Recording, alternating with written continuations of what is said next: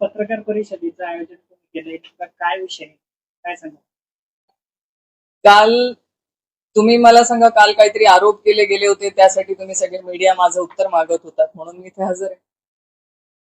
एकतर ज्या पांडुरंग नाफडेंविषयी काल मीडियामध्ये मी चर्चा ऐकली, तो माणूस माझ्याकडे 2023 पासून नाही, तो माझ्याकडे कामाला होता आणि तो जसा माझा कर्मचारी होता तसाच माझ्याकडे 500 कर्मचारी आजही कामाला आहे.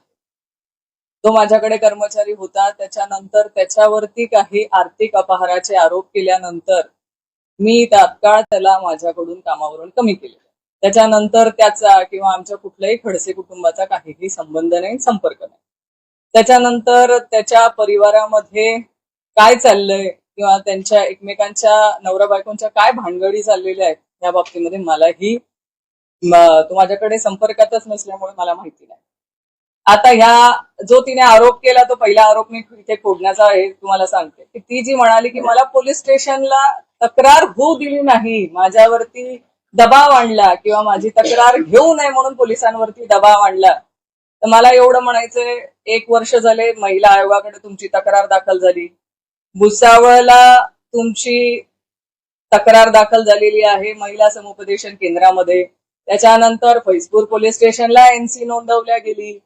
हे सगळं होत असताना कुठे दबाव आहे? तुमची प्रक्रियेने बरोबर प्रत्येक तक्रारीची ज्या तऱ्हेने तक्रारीचं निवारण व्हायला हवं, समुपदेशन व्हायला हवं, ते झालेलं आहे. मग याच्यामध्ये धमकावण्याचा किंवा तुमची तक्रार न घेण्याचा प्रश्न आला.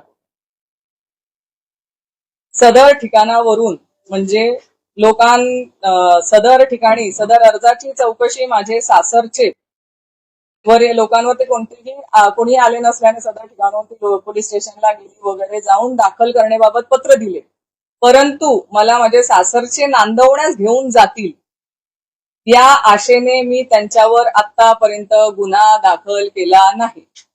म्हणजे त्या महिलेला आशा होती की सासरचे लोक तिला नोंदवायला घेऊन जातील, म्हणून तिने आतापर्यंत गुन्हा दाखल केला नाही, हे ती म्हणते तिच्या एनसीआर मध्ये. मागचा तिने स्वतःहूनच गुन्हा दाखल केला नाही, तर इथे रोहिणी खडसेचा संबंध आला कुठे? आणि रोहिणी खडसे तिच्या बरोबर कधीतरी बोलल्याचा तिने एखादा तरी पुरावा दाखवावा. ज्या दिवशीपासून पांडुरंग नाफडे हा माझ्याकडे नोकरीपासून मी त्याला काढलेला आहे, त्याच्यानंतर माझा सीमा नाफडे काय तिचा भाऊ तिचा परिवार कुठेही संबंध नाही. बरं, ही सीमा नाफडे महिला मला कधी येऊन भेटली आणि तिने कधी ह्या तक्रारी मला सांगितल्या तेही मला आठवत नाही, किंवा आठवण्या म्हणजे ती मला फोनच केलेला नाही.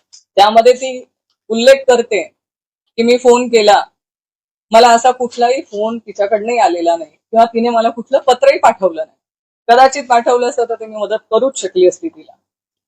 जी काय माझी नाहक बदनामी करण्याचा प्रयत्न झालेला आहे, मी या महिलेवरती अब्रू नुकसानीचा दावा दाखल करणार आहे, कारण हे सगळं खोटं आहे आणि खोट्यामध्ये ज्याच्यामध्ये माझा काडी मात्रही संबंध नाही, त्या सगळ्या गोष्टींमध्ये माझा संबंध लावण्याचा आणि माझी बदनामी करण्याचा जो प्रयत्न केलाय, मी कोर्टामध्ये जाणार आहे आणि मी नक्कीच तिथे न्याय मागणार आहे.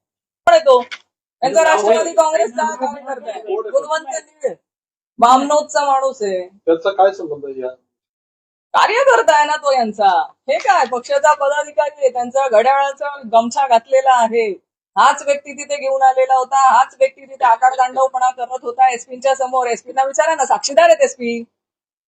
मी याच्यामध्ये साक्षीदार म्हणून एसपींचाही उल्लेख करणार आहे माझ्या केसमध्ये, कारण हे सगळं त्यांच्या समोर झालेले आहेत, ते त्यांना माहिती आहे सगळ्या गोष्टी. काय संबंध?